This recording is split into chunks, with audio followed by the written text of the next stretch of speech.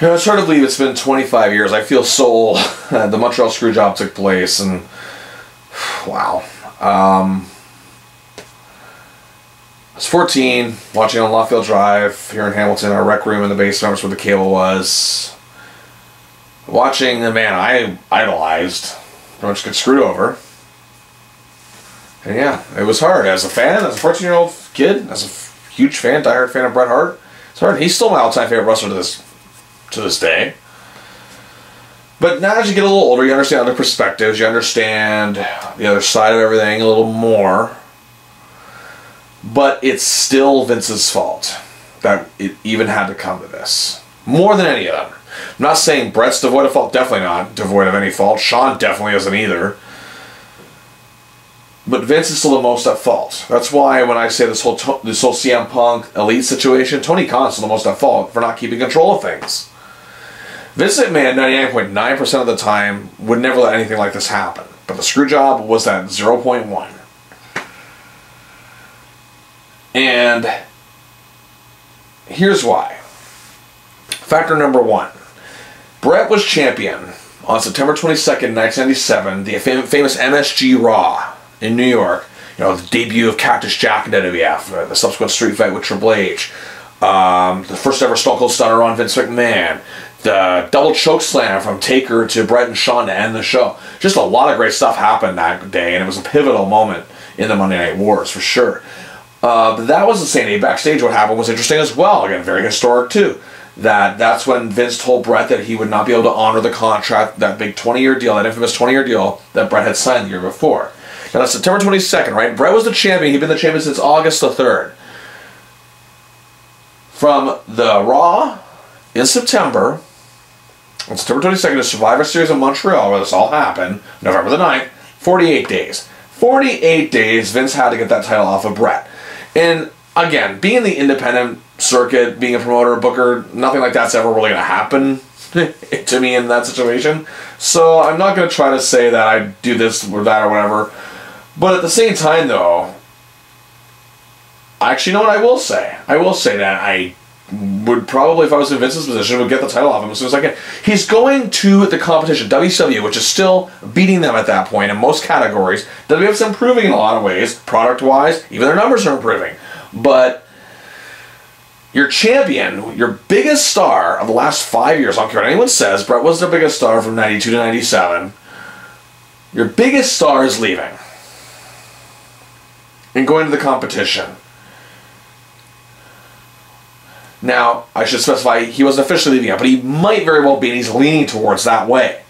He has till October 31st / midnight November 1st to give his notice. And the fact that it's even a possibility, and the fact that, you know, it's, again, the warfare between WCW and WWF at the time was, you know, at a fever pitch, you get the title off of him. You had, if you count that MSG Raw, you had 7. Now, again, I don't know if Vince told Bret before or after the show. I don't know. But okay, but still, that's 7. 7 episodes of Raw. That's really 14 hours of television. You also have a pay-per-view in October. You're going to get the title off of him. Now, again, the argument will be made. They wanted him and Shawn. You can still have him and Shawn. But they're thinking, well, if it's a title match, they just might not do it. They might just refuse to work with each other. Well, then that's them being unprofessional. Both of them, if that was the case. But at the same time, yeah, I understand why Vince may have wanted to be a title match. That's probably where his mindset was, I would assume. Because that was, again, one of the huge money matches he had left at that point. Mind you, this was before anybody realized that Steve Austin was going to be as big a star, if not bigger than Hulk Hogan in some ways. That, you know, that it was going to happen. So they're still trying to really bank hard on the few money matches they feel they have left, and that was one of them. Would it have drawn still if it was not a title match? Maybe they put a big stipulation on it. Again, we'll never know, will we? Because according to some reports, their WrestleMania 13 match where Shawn was getting a smilectomy, that wasn't supposed to be a title match either, according to some. So they still could have banked on the fact that they would have still drawn? I don't know. But the whole issue of Bret dropping the title being such a concern, in the tension between Bret and Shawn, Vince had to know that this wasn't going to go smoothly if Bret was leaving. Because obviously the Survivor Series match was in the works even before Bret was told by Vince that he wouldn't be able to honor the contract. That's just it. That's what makes me laugh about the whole thing, is that these thoughts had to be... If Vince is so brilliant, which he is, he had to be thinking about this. And if he wasn't, then I'm sure his yes men, as well as creative team and higher-ups in the office like Jim Ross, knew the same thing. Jim Cornette did. And he was on creative at that time. So he had to know. But sadly let it go way too long. Now that's one factor right there. Keeping it, did he really have to keep the title on him that long? And again, I understand why Vince thought he had to, in order to make this big money match even more of a marquee value. But is it really worth risking your business like you said it was at risk? Like Bret put it at risk? I don't know. It seems a little fishy to me. Number 2, Vince constantly letting Shawn run rampant. And Shawn, you want to talk cancers in the locker room, like people say CM Punk is? Shawn Michaels was a huge cancer in the locker room. It's been said on several occasions by almost dozens of people who were there at the time. And he never took control of the situation. He always was appeasing Shawn, giving him stuff he didn't deserve. It's like, again, I wouldn't say, it's not the same as saying the only modern equivalent I can think of is Hangman Page being awarded for everything that happened when he started this bullshit with CM Punk. Pretty much like that. That's the best way you can compare it for a modern equivalent. But again, Shawn constantly being rewarded for his shitty behavior. And Vince failing to take control of it when it was a huge problem at this point. So yes, this is where a lot of this stuff is on Vince. He let the situation get to where it was. And also, let's talk about another factor. Again, I'm focusing on Shawn. In later October of '97 at a show, Shawn pretty much told Bret, I'm not going to put you over. Bret's whole thing was that Vince, Bret hadn't handed in his notice yet. He was still kind of wavering on the issue. Bret told Shawn that if Vince wants Bret to put Shawn over at Survivor Series, that's the direction he's headed, he's more than happy to do it, but Shawn said, I'm not willing to do the same for you. What kind of dick says that, for one? Yeah, this is stuff people forget when they have tunnel vision of the whole issue. So then right then and there, Bret's refused it, and he's like, okay, there's no way I'm doing this now. Another factor, again, on Vince, allowed Bret creative control in his final 30 days when he handed in his notice at last. And they kept saying over and over, it's not that we don't trust you, it's just we don't trust Bischoff. Okay, well, Bret handed in his notice on November the 1st, okay? So there's still November the 3rd Raw, and obviously there's November the 3rd Nitro. Why didn't Bischoff say, I just signed away your champion just before this big match you have on Sunday? What the stuff Bischoff was doing during the Monday Night War, that would be something he would definitely do. But here's the thing. Now, the whole Bret showing up with the title on Nitro, to me that's exaggerated. That never would have happened at all, really. Because, for one, Bret was still legally under contract until November the 30th. And for another, the whole Medusa thing blew up in WWE's face in many ways. And even Bischoff, as crazy as he was back then, would not have been dumb enough to let that happen. So, the whole factor of that issue. So, yes, I understand, but again, I understand Vince's paranoia of that, but at the same time, though, Bischoff didn't do it on November the 3rd. Yeah, he probably could have done it on November the 10th. He could have been waiting until after the Survivor Series match to finally say it.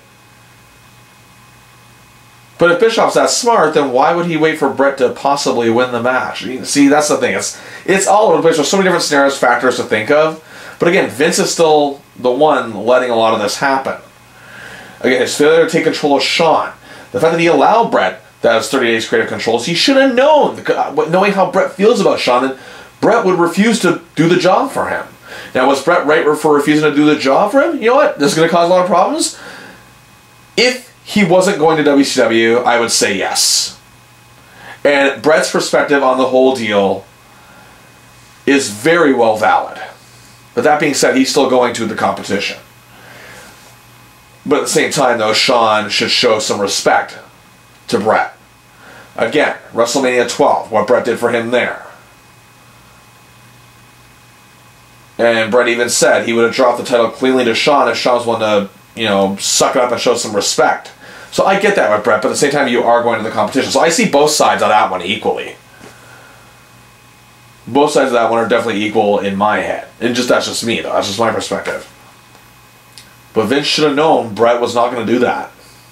And Bret can be called egotistical. I think he was, again, truly... That's the thing where Bret's most at the fault in this whole situation, is that he took the things a little too seriously. Even when he's right about something, again, like I said this about CM Punk, when you can just keep the volume at a 9 when you're standing your right for your right and your grounds, you have to turn it to 11 or 12 beyond where it goes. No, that's just going to come back to bite you, and it did. Well, obviously. So Vince still let it get to this point as the bottom line. Yes, I half understood why Bret wanted Shawn to put him over first, and also Bret was even, again, told he can leave however he wants. That doesn't mean you have. It wasn't you have to leave however you want as long as it involves Shawn. That was never the contract. But again, I think also Vince just trying to appease Shawn continuously is a big factor, and that's Vince's fault too.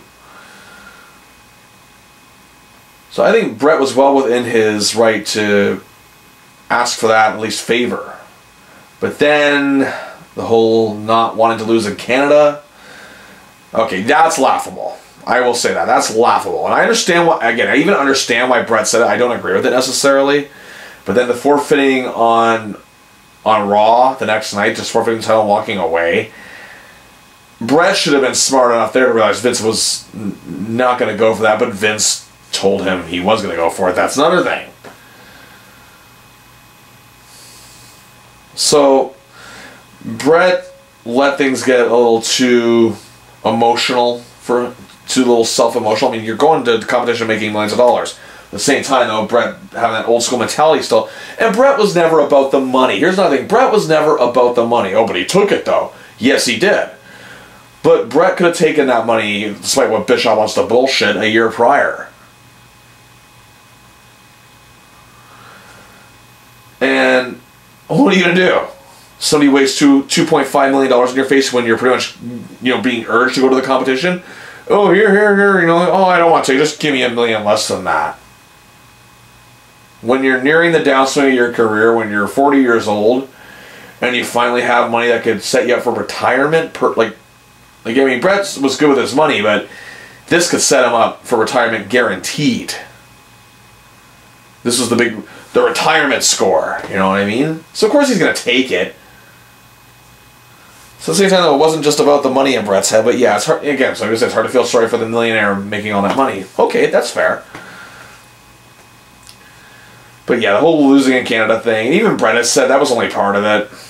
And I think it was more of a last resort after everything else just didn't work. That he basically knew that he wasn't going to be leaving Survivor Series with his hand raised. And yeah, I mean, I think Bret was just a little too old school for his own good. I think that's on him. Shawn is a dick. That's on him. And it should have been controlled sooner. That's on Vince. This whole thing, more than anything, is on Vince. That's why. Those are the factors right there. Take him or leave him.